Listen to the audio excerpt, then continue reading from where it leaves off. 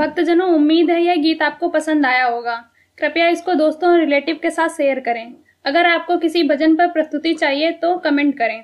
हम आपके लिए इस चैनल पर उस भजन को प्रस्तुत करने का प्रयास करेंगे।